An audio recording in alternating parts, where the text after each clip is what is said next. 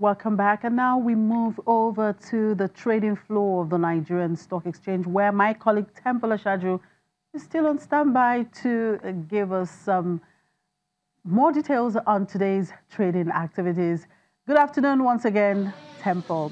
Well, it seems the reverse seemed to be the case at intraday. We saw the index 0.27% down from what we saw at the opening. What's driving this at this time? Yeah, Chimezo, you're right. We're earlier up at intraday, negative by some 0.27%, but that has moderated a little to some 0.14%. So a few minutes ago when we last checked, and the index is currently at around the 33,144.19%. Reason for this is we see investors having to rejig their portfolio in a way, having to sell off on some of the securities in the market. They have to reduce and to see how they can then buy into some of the companies that have more fundamentals, given the kind of postings that they have given in recent times. You know that this is the earnings season. This morning we woke up to the result of EcoBank Transnational Incorporated, that's ETI, which came in very, very impressive. We've also seen a couple of other impressive earnings. Since then, we've got that of Transcorp PLC, which came in, and Transcorp currently can be found on the top trades activity chart of the market, as well as Cadbury PLC, which is this UK company involved in a whole lot of pastries and a lot of confectionery items here in the Nigerian market. These are earnings that have been released into the market, coming in with some very, very impressive figures. And we see investors having to shed weight on some of the earlier held securities, and now trying to key into some of these companies that have posted very impressive results. Chimezie. Now, as it is, does that mean the market will perhaps close negative today? It's looking like that, but you know how things work out here. You never can say what could happen in the next few minutes. This is the season of electioneering in Nigeria.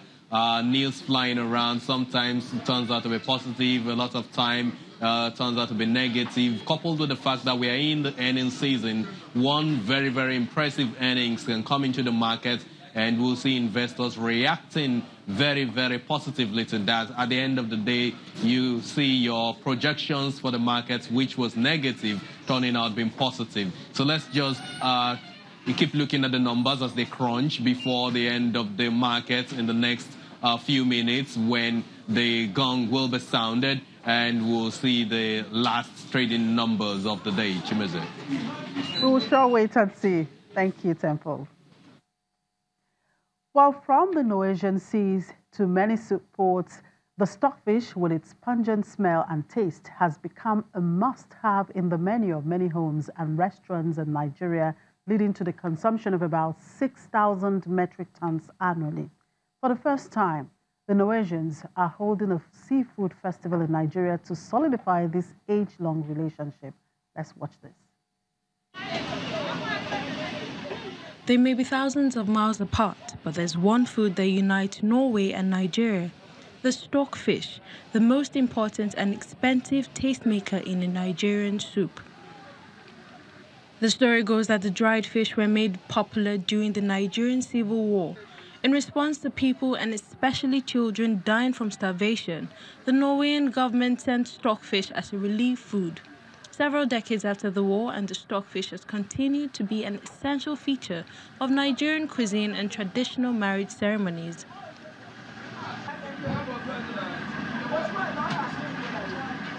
At the Oyingbo market in the commercial city of Lagos, stockfish seller Moses Chinwekem says the fact this Nigerian staple is imported is irrelevant. Fish is fish.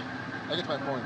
Be it imported or exported. I get my point. So, major thing there is stockfish is something that we have grown to love.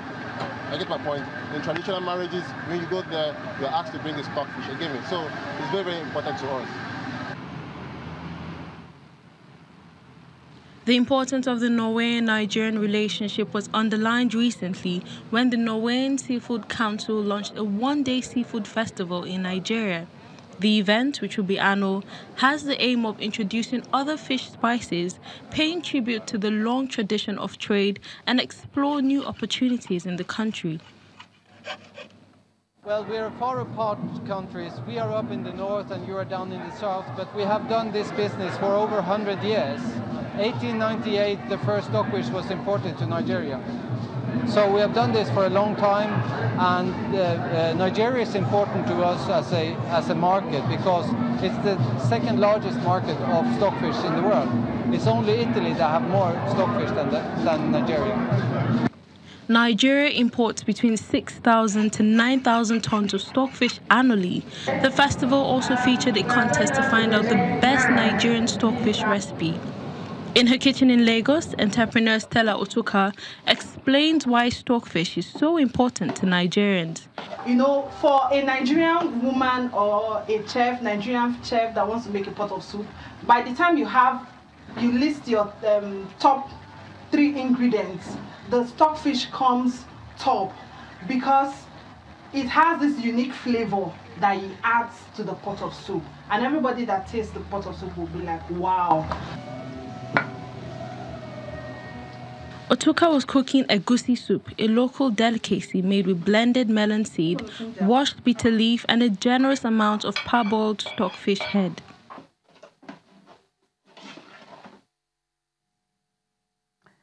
And a U.S. Federal Appeals Court has reinstated a lawsuit by a group of former child slaves accusing the U.S. unit of Nestle and Cargill Company of perpetuating child slavery at Ivory Coast cocoa farms.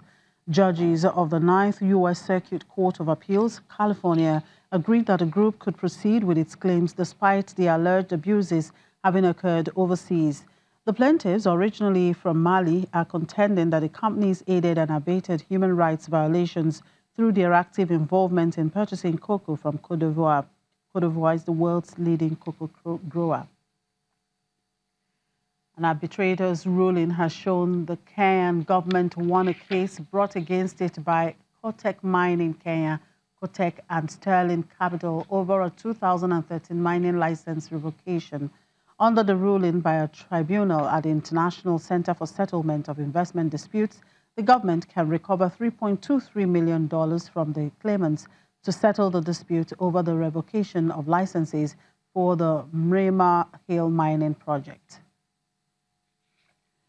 And finally, Kenya's paint industry faces yet another regulatory hurdle as environmentalists push on with campaign for total lead ban.